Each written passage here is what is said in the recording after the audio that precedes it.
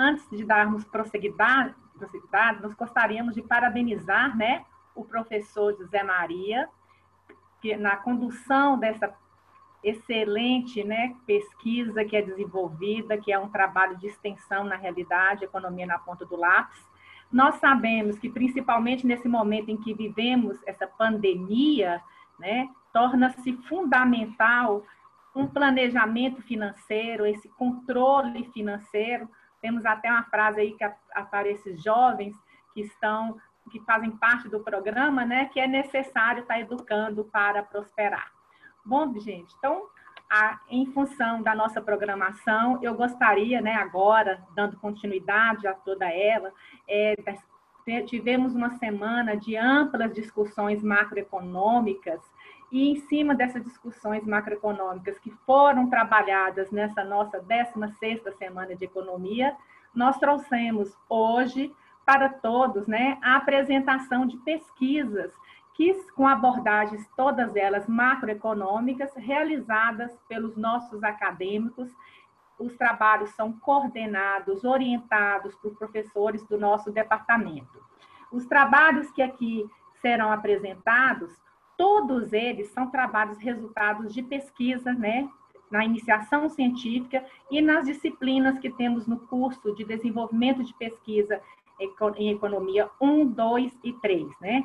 E elas foram todas realizadas por nossos alunos, conforme eu falei, elas têm sido, né, uma forma de inserirmos cada vez mais nossos alunos na pesquisa. Nós, do Departamento de Economia, nós compreendemos que o maior desafio de uma universidade hoje é, sem sombra de dúvida, estar formando indivíduos que sejam capazes, né, de buscar conhecimentos, e, além disso, saber como utilizar esses conhecimentos. Nós entendemos, assim, que a iniciação científica, ela é uma forma de estimular esse desenvolvimento do pensar do nosso acadêmico e do pensar, principalmente, cientificamente, né? E, ao mesmo tempo, isso vai estar garantindo para ele um aprendizado e uma sólida reflexão na formação científica e pessoal desses nossos alunos. Então, para a nossa apresentação aqui hoje, nós vamos, no primeiro momento, né, fazermos uma discussão de trabalhos que foram desenvolvidos na disciplina de DPE, DPE 2. A temática do trabalho é o comportamento cíclico da economia brasileira no período de 2002 a 2018. O artigo, a pesquisa, é de criação, né? Foi feita pelos alunos Felipe Lopes da Silva, Lídia Celestino Nascimento, Marcos Vinícius Rodrigues, e teve a orientação da professora doutora Luciana Maria da Costa. Em seguida, nós teremos a apresentação do artigo intitulado Trabalho da Iniciação Científica, que foi feito, né, pelo André Boaventura Marques Silveira, o André do 5º período. O tema do trabalho dele, os custos do financiamento e incertezas de longo termo no desenvolvimento de startups. O trabalho do André foi orientado pelo professor Dr. Diogo Albuquerque. O terceiro trabalho a ser apresentado é fruto das disciplinas DPE 1 e DPE 2, né, de alunos que concluíram o curso de economia. A temática é dependência, investimentos e sistema financeiro, estudos sobre os países em desenvolvimento, dos acadêmicos Derek Lima Costa, inclusive esses acadêmicos concluíram o nosso curso, Rayane Werneck Dias Ruas e Matheus Pedro de Carvalho. A orientação foi da professora doutora Luciana Maria da Costa. E o nosso quarto e último trabalho da noite tem como tema Milagre Econômico Chinês, análise histórica pós-1978, com base nas reformas microliberalizantes. É de autoria de Jadenir Mendes Ribeiro, com a orientação do nosso professor, doutor Marcos Fábio Martins de Oliveira. Os trabalhos terão um tempo de 10 minutos para apresentação. Posto isto, nós teremos 5 minutos para as perguntas, né, e discussões, e após esse período, os demais irão estar apresentando. Então, nesse momento, eu passo, né, a palavra para o nosso primeiro apresentador da noite, que vai estar falando sobre o comportamento cíclico da economia brasileira no período de 2002 a 2018.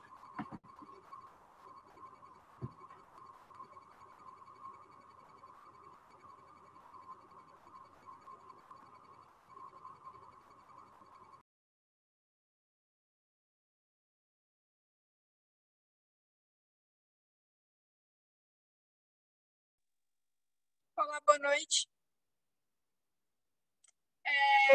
Boa noite para todo mundo. Meu nome é Lídia, eu sou acadêmica do regulado sétimo período e eu, com a orientação da professora Luciana e dos meus colegas Felipe e Vinícius, a gente fez, primeiramente, a disciplina de DPE, né? Eu também tenho a honra de fazer a iniciação científica junto com a professora Luciana. A gente aborda outro assunto, mas também é a macroeconomia. Mas eu vou primeiro falar dos principais produtos que a gente elaborou nesse processo da disciplina, né? Primeiro, a gente elaborou o projeto de pesquisa do comportamento cíclico da economia brasileira no período 2002 a 2018. Nessa etapa da disciplina, a gente aprendeu na prática como que um projeto de pesquisa ele é o alicerce de qualquer pesquisa.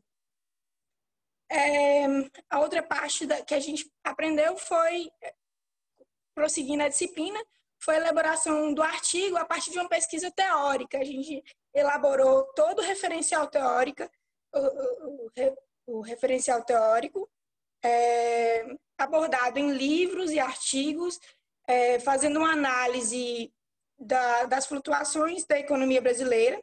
A gente basou as nossas pesquisas de acordo com os livros de Mitchell, de Schumpeter, e também a gente analisou alguns artigos de economistas brasileiros que estudam, né, os agregados macro da economia brasileira. Autores como Samuel Pessoa, Esther Delweck, que inclusive acho que vai estar no evento, Bresser Pereira e Fábio Jambiage. Outra etapa que a gente fez foi a análise empírica dos dados, né? A gente fez um modelo econométrico para concluir se a teoria realmente estava de acordo com os dados, né? Com os dados da realidade. E, por fim, na disciplina de pesquisa, a gente também elaborou uma resenha que foi de acordo com a obra do nosso interesse. A professora Luciana deixou a gente escolher uma obra e a gente fez uma resenha e encaminhou para revistas acadêmicas. Além disso, o artigo que a gente fez com dados, a gente também apresentou no FEPEG, na Semana de Economia do ano passado, e a gente também vai tentar enviar para revistas acadêmicas. Todos os trabalhos que a gente fez durante o período da disciplina de pesquisa, a gente está encaminhando para revistas e eventos. E é isso, eu passo para o meu colega Felipe.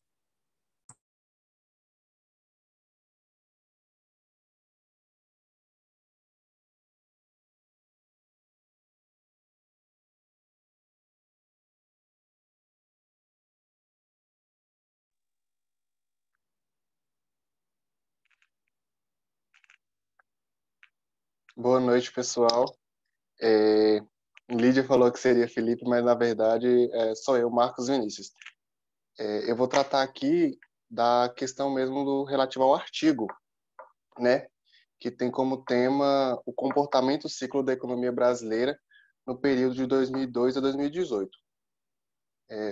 O presente artigo ele tem como objetivo discutir as teorias que explicam os ciclos econômicos e apresenta as análises macroeconômicas do período de 2018 a 2018 para o Brasil. Os ciclos econômicos, de forma simplória, são oscilações que ocorrem na atividade econômica, afetando as variáveis como produção e emprego. Nesse período analisado, o Brasil passou por diversos acontecimentos que causaram flutuações nos agregados da economia nacional. Logo, o nosso trabalho ele buscou identificar os principais aspectos cíclicos enfrentados pela economia nesse período. Pela perspectiva teórica, a gente discutiu diversos autores, como a Lídia citou. Inicialmente, a gente foi lá na raiz mesmo dos ciclos econômicos com Mitchell, que foi o precursor da teoria dos ciclos econômicos. Analisamos também pela visão ortodoxa, como os clássicos, mesmo que eles ainda não tratavam de forma um conceito ainda dos ciclos econômicos, a gente conseguiu, pela teoria, identificar aspectos que corroboraram para a nossa análise.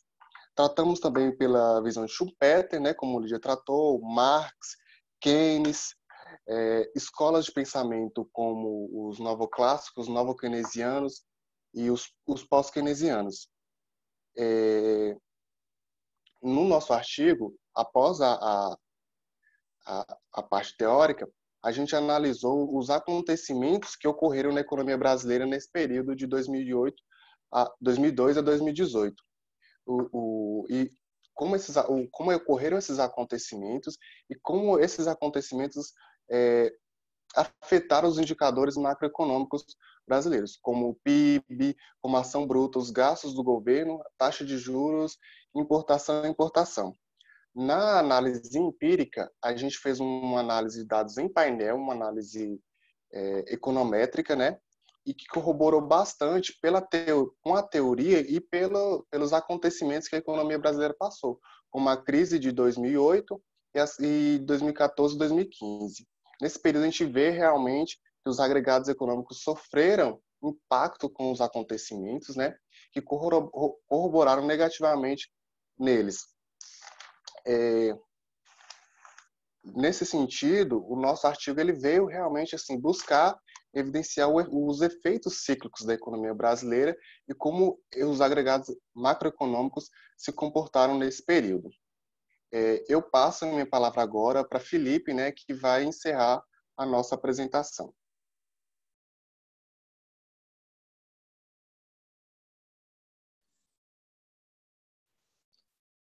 Boa noite a todos.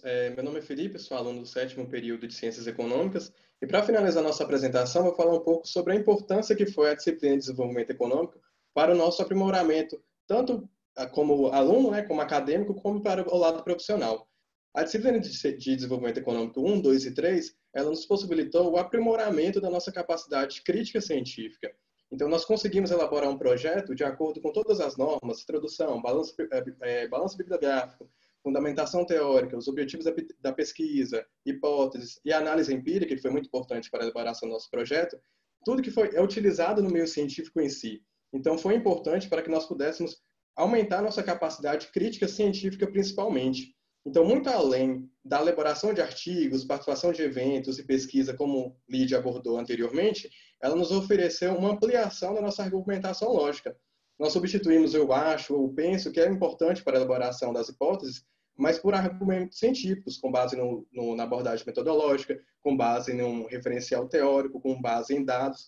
Então, nós conseguimos aumentar o nosso conhecimento científico para que nós pudéssemos criticar até mesmo trabalhos em si que são realizados, isso para que nós pudéssemos contribuir de forma para que conseguíssemos criticar e até mesmo elaborar trabalhos melhores. Então, assim, nós conseguimos gerar novos conhecimentos e até mesmo refutar algumas hipóteses e conseguimos sair do senso comum em si. Tudo isso constituiu um processo de aprendizado, tanto de nós que realizamos a disciplina, como das pessoas que irão fazer a leitura dos nossos trabalhos. Então, a metodologia científica, de acordo com a disciplina de pesquisa que foi desenvolvida por eu, Lídia e Luciana e Vinícius, com apoio também de outros colaboradores, ela pôde nos ensinar métodos necessários para o desenvolvimento de trabalhos ao longo do curso e até mesmo posteriormente a nossa formação como graduandos, em pós-graduação, posteriormente mestrado, dependendo de qual área seguirmos. Então, o espírito de pesquisa, nós como pesquisadores e a disciplina de pesquisa em si, pôde nos colocar como verdadeiros cientistas e colocar em prática todos os recursos que nos é oferecido. Então, quando nós colocamos e verificamos a importância da disciplina em si, nós podemos verificar que, independente de continuarmos no setor privado ou setor público, a disciplina de pesquisa foi importante para que nós pudéssemos ter o conhecimento científico em si e até mesmo na nossa vida profissional, independente da área que fôssemos seguir. Finalizando a nossa apresentação, nós gostaria de agradecer a elaboração do artigo da professora doutora Luciana, que fez a elaboração conosco, e é isso que fazemos a encerração. Estamos abertos agora às perguntas no chat. Bom, gostaria então de parabenizar aos acadêmicos Felipe, Lídia e Marcos Vinícius, né, pela brilhante exposição, e a professora Luciana, a doutora Luciana, que conduziu, orientou os acadêmicos nessa pesquisa, né? Nós não temos nenhuma pergunta aqui no nosso chat, então nós vamos já direcionar para a segunda apresentação da noite, é o trabalho do André Boaventura, né? Onde ele irá estar falando para a gente sobre os custos do financiamento e incerteza de longo termo no desenvolvimento de startups. André, você tem agora a palavra. Lembrando, são 10 minutos para a sua exposição e depois mais 5 minutos para as perguntas. Primeiramente, eu queria desejar uma boa noite a todas as pessoas que estão aqui assistindo. O meu trabalho ele vai trazer um pouquinho a questão da concentração bancária, como foi afirmado, a problemática da incerteza de longo termo e também os custos. Mas também a gente vai tratar um pouco da questão da concentração bancária e inovação do setor bancário. Antes de fazer uma abordagem do tema, eu queria primeiramente agradecer a oportunidade dada, tá? O professor, meu orientador Diogo Albuquerque, e aqui, e aí a apresentação ela vai trazer abordagem à questão do processo de transformação tecnológica, tá?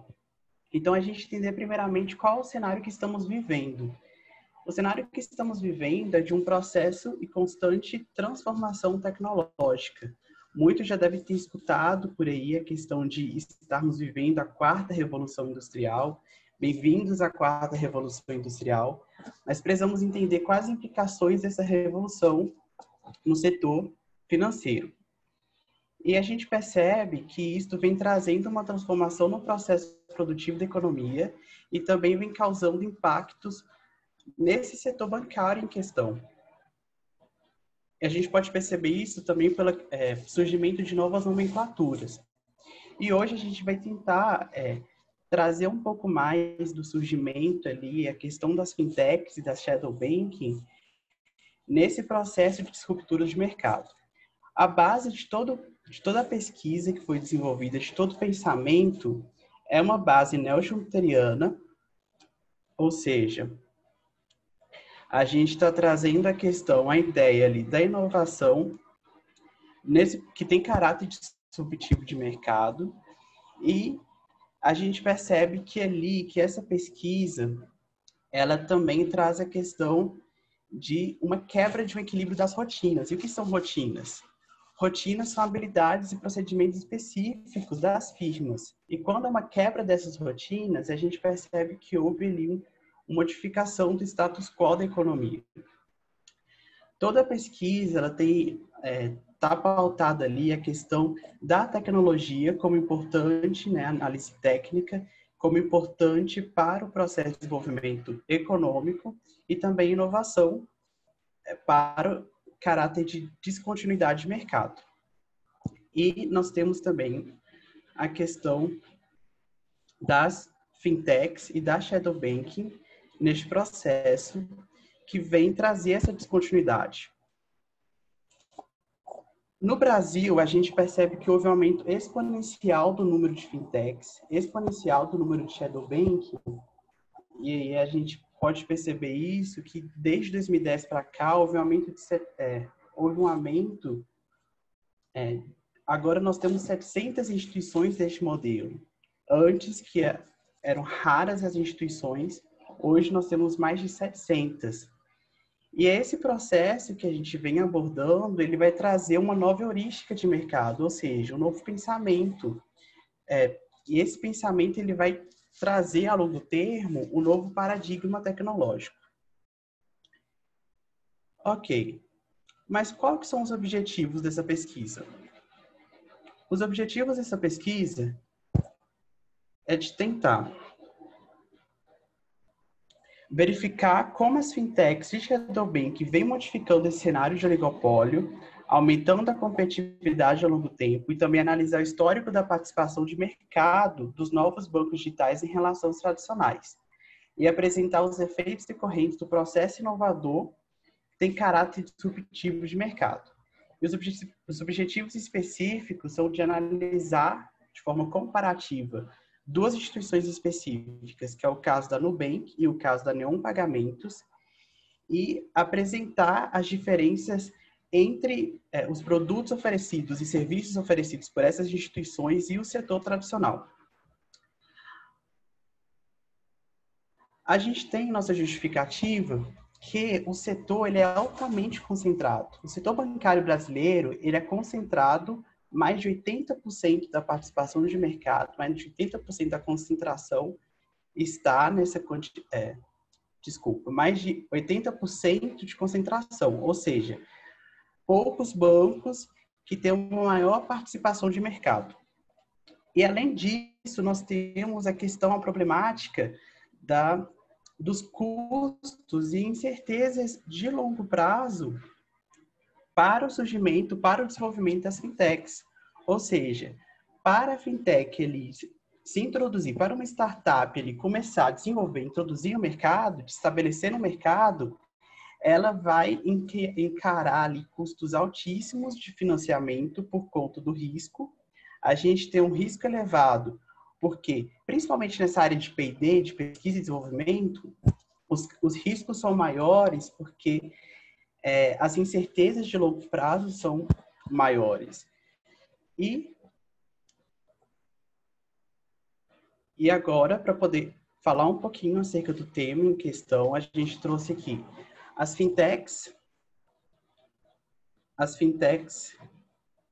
e os bancos digitais, a importância dele no processo aí de descontinuidade, ou seja, a tecnologia e inovação como base para o desenvolvimento econômico. A gente tem ali uma nova heurística de mercado, que é um novo pensamento ali, um novo paradigma tecnológico que vem se desenvolvendo. Não quer dizer que estamos vivendo, porque ainda a participação não é tão significativa desse setor. Mas a gente tem, por exemplo, só para ter uma ideia, das fintechs existentes, os bancos digitais representam ainda 6%. Então, ainda tem muito ainda espaço para crescimento e desenvolvimento desse setor no Brasil. No caso das instituições mencionadas, nós temos uma diferença entre o que é digital e o que é digitalizado. Então, as instituições digitais, né, que é o caso da Nubank, Neon Pagamentos, elas vão favorecer ali no sentido de como não precisa manter toda uma estrutura, não precisa manter todo um ambiente ali grande, o quadro de funcionários também é reduzido, então ela apresenta essas vantagens em relação aos bancos tradicionais. E por causa disso, a gente percebe que no pensamento jupiteriano, a gente trabalha com um sistema de path dependent, ou seja, a trajetória é importante, o processo de trajetória ali é importante. Então, a gente vai tentar resumir um pouquinho, por questão do tempo, os resultados Isso, André. Eu só queria te lembrar, né? Você tem 3 minutos, então okay. É para você se programar, tá ok? Tudo bem. Então, aqui a gente tem os resultados. Crescimento, e a gente tem uma perspectiva de crescimento desse setor no país. Mas ainda a gente apresenta o quê? A gente tem um cenário em que os bancos tradicionais, eles ainda têm uma participação muito grande de mercado.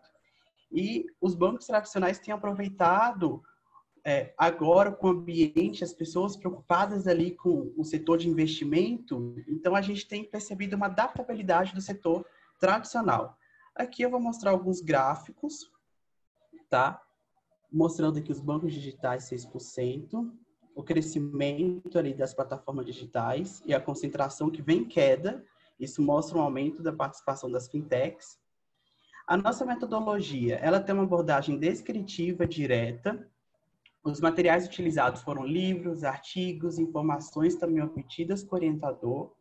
A pesquisa ela é indutiva, ou seja, ela vai tratar de uma verdade menor, de um exemplo menor que vai afetar que representa todo um contexto amplo, né, maior. É comparativa entre as instituições e histórica. E a ferramenta, a gente trazia ali uma proposta realista acerca do tema. E as considerações finais, a gente percebe que houve esse processo de descontinuidade, esse processo adaptativo também existente das instituições.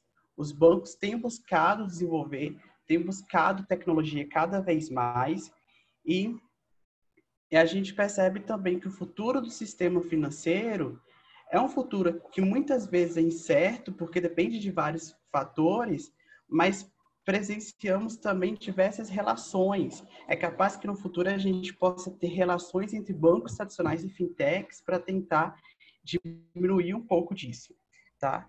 Aqui as nossas referências.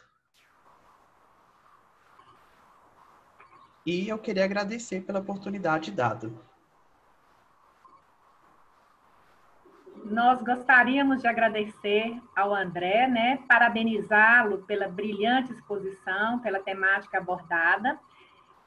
E passamos agora, então, para a nossa terceira apresentação da noite, com a temática Dependência, Investimento e Sistema Financeiro, um estudo sobre os países em desenvolvimento. Dos acadêmicos Derek Lima Costa, Matheus Pedro Carvalho e Rayane Werneck Dias Ruas.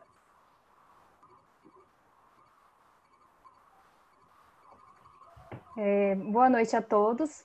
Eu queria primeiramente agradecer à professora Luciana pelo convite. É muito bom participar de mais uma semana de economia da Unimontes. E eu estou aqui para falar um pouco do nosso exemplo, do nosso grupo na disciplina de desenvolvimento da pesquisa econômica. É muito bom saber também que essa pesquisa ela continua trazendo resultados relevantes na área acadêmica. O nosso grupo, que foi composto por eu, Derek e Matheus, teve orientação da professora Luciana durante as três disciplinas de DPE, durante o quinto, sexto e o sétimo período. No quinto período, os nossos esforços eles foram para a construção de um projeto de pesquisa. Nós buscamos elaborar um tema que fosse relevante e, ao mesmo tempo, que fosse comum interesse para nós três. E, a partir de então, a gente buscou uma hipótese, buscamos elaborar os objetivos, um referencial teórico e, então, conseguir avançar nos nossos artigos. No início do sexto período, com o que a gente já tinha construído, nós conseguimos elaborar um resumo expandido apenas com o nosso referencial teórico e encaminhamos ele para o ENEP, que é o Encontro Nacional de Economia Política. Nele, o resumo ele foi aprovado e nele nós conseguimos encontrar com o professor Maurício Sabadini. Ele é um professor da UFES e ele nos orientou, nos ajudou a complementar o nosso referencial teórico. A partir disso, nós partimos para a análise, a elaboração da nossa metodologia, da nossa base de dados. Porque aí, então, nós conseguimos construir 3 artigos. O primeiro artigo, a gente apresentou ele no Encontro Regional de Estudantes de Economia, o ERECO. Nós fomos lá apresentar ele no Rio de Janeiro. O segundo artigo, que foi a relação do nosso referencial teórico com a análise dos indicadores socioeconômicos dos BRICS, dos países dos BRICS. Eu apresentei na Semana de Economia de 2018, na mesa, quem estava coordenando a mesa era a professora Maria Alice. E, por fim, o nosso artigo final, que foi o artigo base do nosso projeto, relação do nosso referencial teórico com um estudo econométrico, nós encaminhamos para a revista Reflexões Econômicas. Essa revista é uma revista da UESC, que é a Universidade Estadual de Santa Cruz. O resultado ele veio depois que a gente já tinha formado. Quase um ano depois, o professor deu um parecer rejeitando o nosso artigo. Ele deu a justificativa de que o nosso modelo econométrico não estava totalmente correto e nos auxiliou passando alguns testes para a gente conseguir corrigir o nosso artigo e aí então conseguimos resultados mais consistentes. Bom, no terceiro parte da nossa pesquisa, a professora Luciana, ela nos orientou a escolher um livro que tivesse relação com o nosso desenvolvimento da monografia, para então fazermos uma resenha. Bom, fazer essa pesquisa não foi fácil, porque elaborar um projeto de pesquisa não é fácil. Ela exige muito esforço, muita leitura, muita compreensão. E no meio dos nossos estudos, que estamos juntos da elaboração de uma monografia, participando de outras disciplinas, realmente não é fácil. Mas só que nós conseguimos, e isso é muito importante, porque os resultados vieram depois. Principalmente para a gente que continuamos na área acadêmica, além dos nossos artigos publicados, eu tenho certeza que isso contribui muito no nosso processo seletivo do mestrado da Unicamp. Particularmente falando para mim e para o Derek, durante o processo de seleção, no currículo nós colocamos os nossos artigos que conseguimos publicar, e além disso, eu falei da minha experiência durante a entrevista da seleção, da minha experiência no desenvolvimento de pesquisa econômica.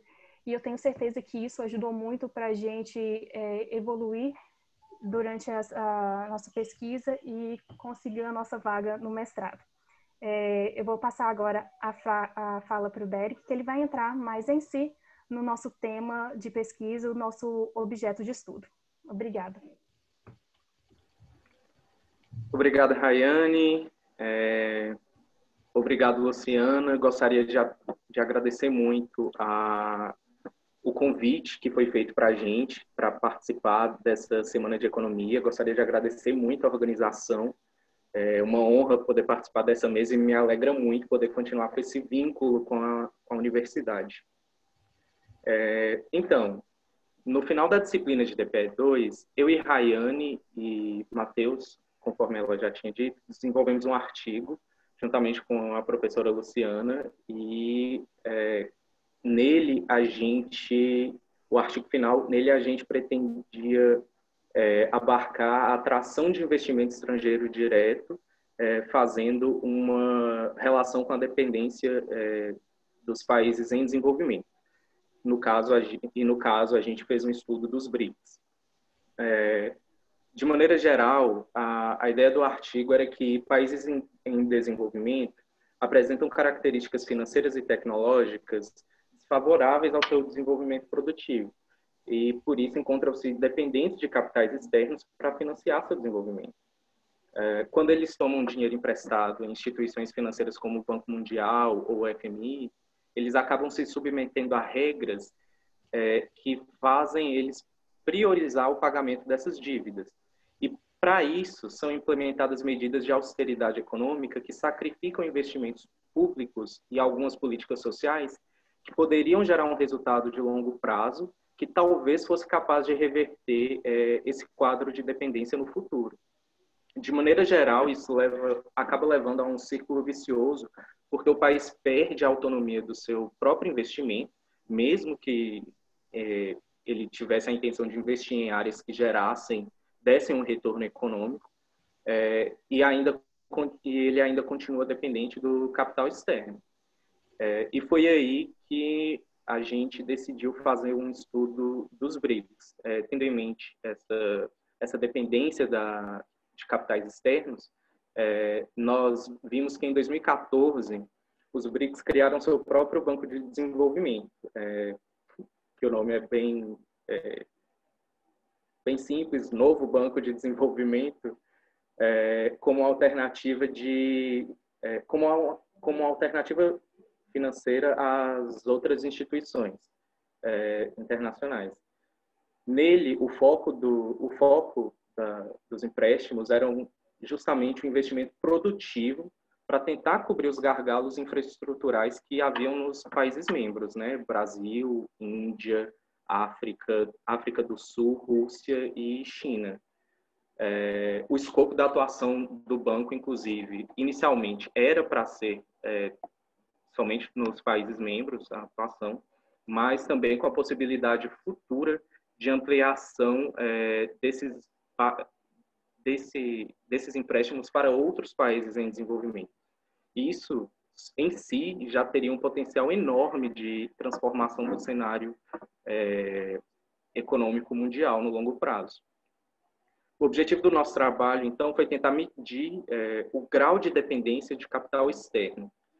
Para isso, a gente usou um modelo de regressão de dados em painel com efeitos fixos, e a gente teve como uma variável proxy para medir esse grau de dependência o investimento estrangeiro direto. E a gente tentou explicar ele a partir do PIB, pelo grau de complexidade econômica, né, pelo risco país e pela taxa de juros do país. De maneira bem rápida, o nosso principal resultado foi verificar a correlação positiva do PIB e da complexidade com o investimento estrangeiro direto, sendo que quanto maior fossem essas variáveis, maior seria o investimento estrangeiro direto e menor seria o grau de dependência externa para os países estudados. E para o Brasil, particularmente, teve uma coisa muito interessante, que foi a relevância do risco país nesse modelo, porque no risco país ele inclui também o ambiente político e institucional do país. E nele a gente pôde perceber que essa variável em si é capaz de tornar ineficiente a atração de ED para o Brasil. E, como consequência, aumentar a dependência externa desses capitais, que é algo assim, que a gente claramente vê até hoje em dia. No mais, o trabalho falava sobre isso. Eu não vou me estender mais por causa do tempo. Eu acredito que Rayane já expôs bastante o quanto que essa disciplina ajudou a gente na nossa trajetória acadêmica e com certeza vai ajudar muito mais. E é isso. Agradecer mais uma vez pela oportunidade, a organização. Muito obrigado. Bom, nós gostaríamos, então, de agradecer e parabenizar ao Derek e a Rayane, né? Vimos aí mais uma pesquisa realizada.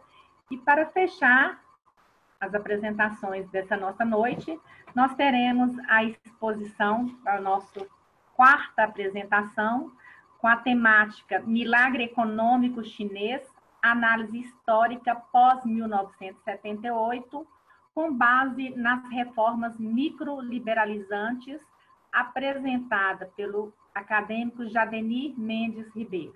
Lembrando, são 10 minutos para a exposição, e após a exposição do Jadenir, nós abriremos a discussão, caso aqueles que não fizeram perguntas anteriormente e que tenham interesse em fazê-las, que as coloquem aqui no chat, que nós iremos novamente fazer essa rodada de discussão.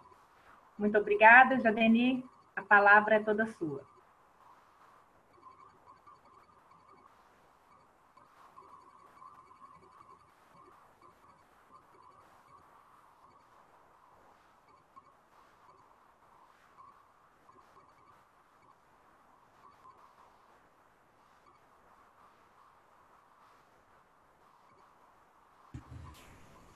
Olá, tá todo mundo me ouvindo? Sim, tá tranquilo. Se eu sair do ar em algum momento aí, é porque minha internet está muito ruim. Inclusive, eu saí agorinha, então eu não sei nem se eu vou conseguir terminar. Minha pesquisa, ela é orientada pelo Marcos Fábio. Ela, na verdade, é um pedaço de uma pesquisa que é um pouco maior, formada por algumas pessoas que já formaram, inclusive, que já estão fazendo doutorado, e que está seguindo uma linha de estudo sobre o processo de desenvolvimento da China. Enquanto, por exemplo, essa pesquisa foi começada pela Sara, e ela tentou demonstrar como que o desenvolvimento da China aconteceu, focando em análises desenvolvimentistas, se a China conseguiu se desenvolver socialmente e economicamente. E a Gisele, que agora está fazendo doutorado, ela tentou demonstrar como que a China cresceu, mas ela foi para um lado baseado nos planos quinquenais de desenvolvimento da China, partindo por uma teoria de planejamento, enquanto o meu ponto de pesquisa ele é mais baseado numa tendência microeconômica. Inclusive, achei estranho, porque minha pesquisa ela é mais voltada para a área da microeconomia, de análise das empresas e de como que as empresas na China elas têm vantagens e como elas aproveitam essas vantagens e como essas vantagens das empresas na China favorecem o desenvolvimento do país. Eu escolhi estudar a China porque, de fato, a China é um país que as pessoas estranham. Como que um país em 40 anos conseguiu crescer 9% ao ano? A China, há 40 anos atrás, era 10 vezes mais pobre que o Brasil e hoje o PIB per capita da China é maior que o PIB per capita brasileiro. Então, estudar as formas como a China cresceu ajuda a gente também a entender como que a gente pode fazer para o Brasil também ter um plano de desenvolvimento, porque é bom copiar os planos que deram certo, né? Como o da Coreia, da China, do Japão. Os objetivos da minha pesquisa, ela se baseia principalmente em tentar entender as reformas que a China fez de 1978 para frente, que foram reformas microeconômicas e de cunho liberal, e como que essas reformas tiveram influência sobre o crescimento e o desenvolvimento da China. Para chegar nessa conclusão, eu parti de alguns pressupostos teóricos. Esses pressupostos, eles se baseiam que a China fez reformas institucionais e que as mudanças institucionais da China favoreceram esse crescimento, e também eu levei em consideração as vantagens comparativas na China. Para mim, na minha pesquisa, eu cheguei à conclusão que essas vantagens elas passaram por um processo evolutivo que começou em relação ao setor agrícola, e a China fez algumas reformas institucionais no setor agrícola, e essas reformas levaram a uma taxa de urbanização maior, aumento de produtividade, que fizeram com que as vantagens comparativas da China se tornassem agora mão de obra, e essas vantagens em mão de obra, com a abundância de mão de obra, fizeram o preço do trabalho diminuir, e quando o preço do trabalho diminui, várias empresas se sentiram incentivadas a entrar na China, e com isso houveram aumento da formação bruta de capital fixo, que geraram aumento de capital na China.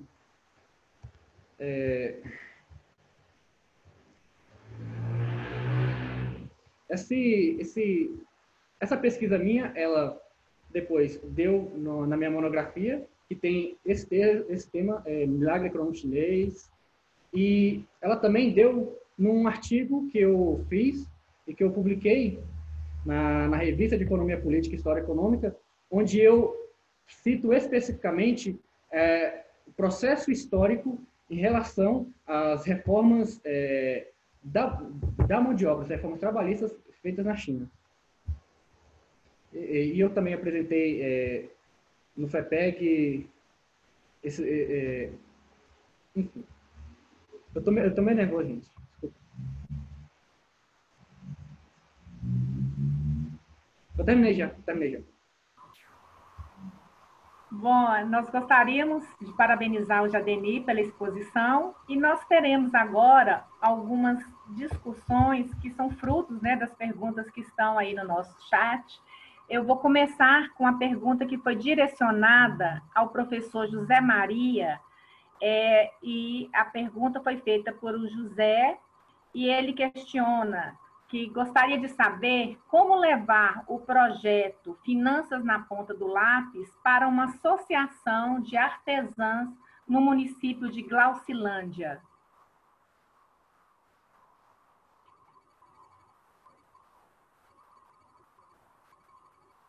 Essa pergunta é direcionada ao professor José Maria. Nós temos também uma pergunta aqui que é direcionada para a primeira equipe, né? Na qual foi elaborada pelo Paulo Ricardo Prates. Ele pergunta que uma das principais dificuldades dos trabalhos envolvendo empirismo é a montagem e o tratamento dos dados. Aí, nesse sentido, ele pede que o grupo, né, faça uma pequena explanação com relação a essa experiência que vocês tiveram na pesquisa.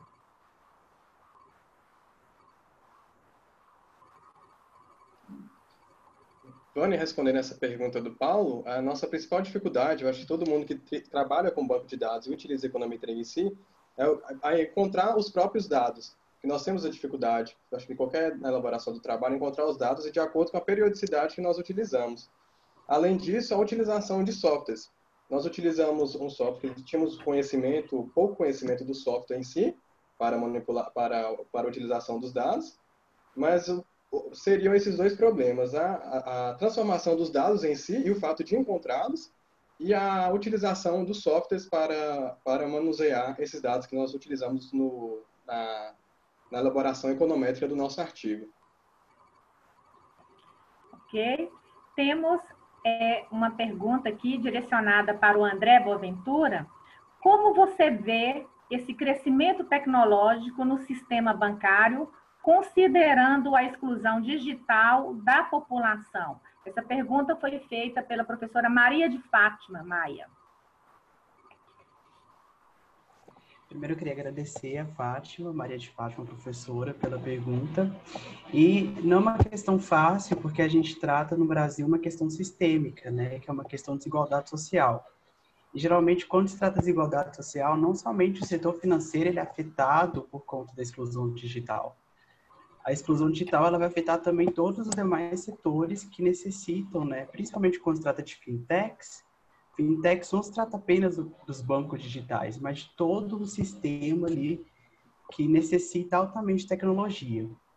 Então, o que seria ali uma resposta clara ali à questão da pergunta é que sim que haveria uma exclusão digital por conta desse aumento, dessa maior dependência tecnológica, mas para resolver esse problema, a gente vai ter que tratar de questões mais macroeconômicas, né? Questões em que haja ali uma atuação dependente da perspectiva econômica, do ponto de vista econômico, seja um ponto mais ortodoxo ou mais heterodoxo, mas desenvolver ali políticas econômicas que desenvolvam e diminuam tais desigualdades e que ofereçam acesso à internet, né? Ofereçam acesso à inclusão ali, a inclusão digital. É isso. Obrigada, André. Nós temos uma pergunta direcionada ao Jadeni, do professor Luiz Rezende, onde ele pergunta, né, se o crescimento da China seria atribuído ao custo da mão de obra. Seria mais a questão da inovação tecnológica? O custo pode ser influência, mas é inovação. Sim.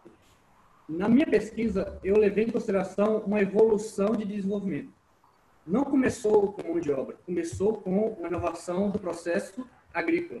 Se não fizesse, por exemplo, uma reforma agrícola na China potente, que fizesse com que houvesse um aumento de produtividade no setor agrícola, para haver um aumento de urbanização, não teria um processo de aumento de entrada de capital por causa da mão de obra. Então, o processo agrícola incentivou o processo de urbanização para a mão de obra. E, na mão de obra, foi realmente importante no momento onde a China precisava de competitividade para crescer, e essa competitividade foi feita através de custos baixos, e conforme o capital da China foi aumentando, e a demanda por trabalho foi aumentando, e o salário da China foi aumentando também, essa vantagem comparativa em relação à mão de obra, ela acabou não se tornando mais a vantagem relativa. Começou a ser uma vantagem relativa em capital.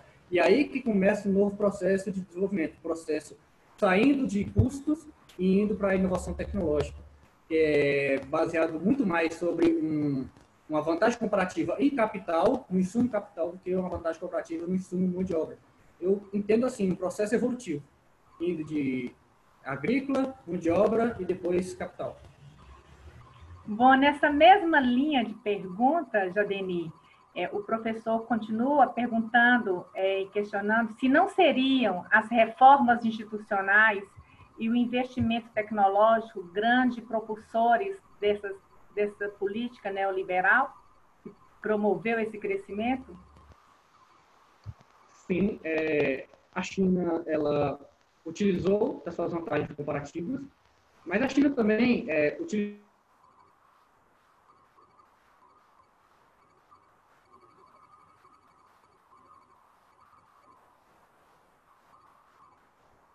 Acredito que teve um problema no áudio do Jadenir, né? Enquanto ele vai estar procurando, né, fazer um acerto aí no seu áudio, eu vou retornar à nossa primeira pergunta, que foi direcionada ao professor José Maria, que teve problema com sua internet no momento, e vou estar direcionando à professora Paula, que também faz parte da equipe. A pergunta é do José. Ele questiona, né, gostaria de saber como levar o projeto Finanças na Ponta do Lápis para uma associação de artesãs no município de Glaucilândia. Então, quem perguntou mesmo... José, a pergunta foi feita pela Ieda, onde ela aponta que o José não teve como colocar a questão aí no chat, então ela fez a pergunta para ele, né? É o José. Sim. Então, respondendo a Ieda e ao José, a gente deixa o Jadenir terminar de responder e eu respondo depois? Isso, vamos fazer ele conseguiu retornar à internet. Então, Jadenir, gostaríamos que você respondesse. Sim, porque o processo de desenvolvimento da China teve os seus planos quinquenais. Essa parte da pesquisa ela foi feita pela Gisele. Ela está até fazendo doutorado. O meu foco é em relação a essas vantagens comparativas que foram importantes, ao meu ver, e que tem uma consideração sobre a abundância do fator de produção. Teve um momento onde a China ela conseguia lutar em relação à economia de escala com os países desenvolvidos, porque ela tinha custos menores, porque ela conseguia se aproveitar desses custos menores com abundância gigantesca de mão de obra. Essa abundância existia antes, agora ela não existe mais. Agora a China precisa de um novo processo de desenvolvimento. Obrigada, Jadenir. Passamos, então, para a professora Paula, para que ela possa estar respondendo, né, a pergunta do José com relação a como levar o projeto para a Associação de Artesãs do município de Glaucilândia. Sim. Então, lembrando, né, que as atividades de extensão, o objetivo dela é levar o conhecimento que é produzido dentro da universidade para fora do nosso portão, né, para a comunidade. Então, o professor José Maria teria muito mais condição de responder isso, porque ele que realmente pega o carro dele e vai realmente em toda a região aqui e leva o projeto, leva o seu próprio computador, seu próprio data show. Então, ele, né, teria muito mais propriedade do que eu para falar sobre isso. Mas,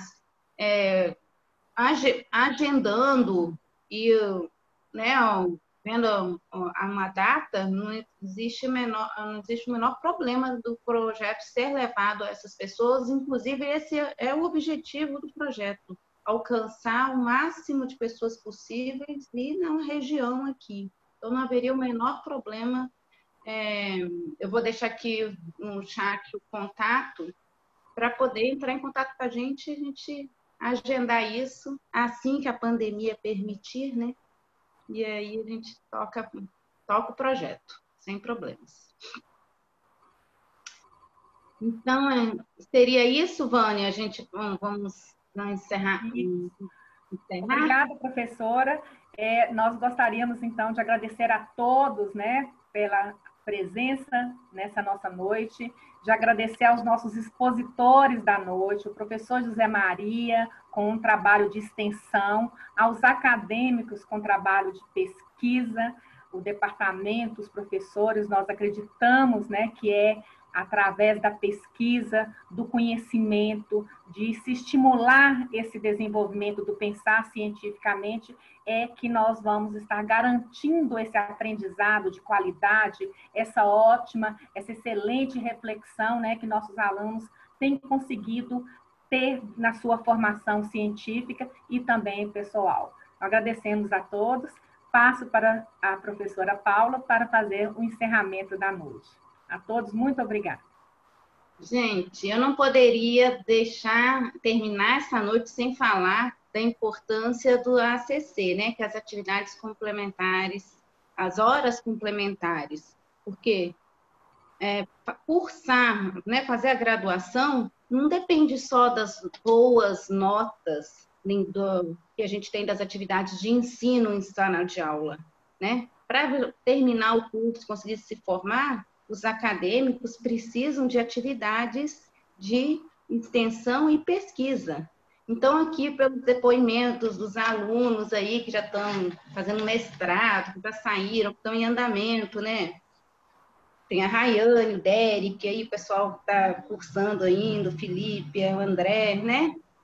Parabenizar todo mundo e ver a importância de se engajar em projetos de pesquisa e extensão, como isso desperta o discernimento, desperta o pensamento crítico e contribui sobremaneira para o currículo, além de ser uma atividade obrigatória, né?